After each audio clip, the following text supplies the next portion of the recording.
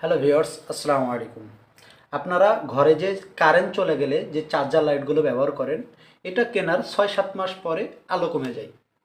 আজকে দেখব কিভাবে এই আলো কমে যায় এবং এটা কিভাবে সার্ভিস করব।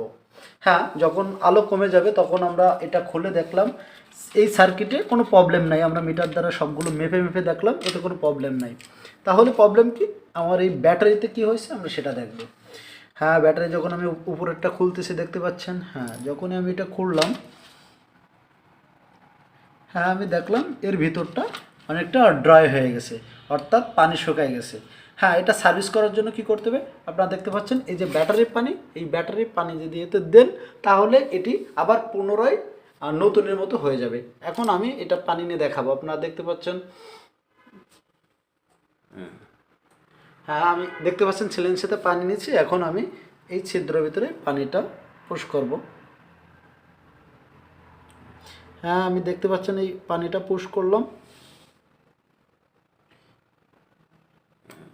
যখন আমি পানিটা পুশ করলাম, পুশ করে আমি এটা আবার লাগিয়ে দিলাম পূর্বের অবস্থায়। যদি আমাদের এই সাইডে একটু পানি পড়ে সেটি আবার এভাবে আমরা আবার এটা শুধরে নেব।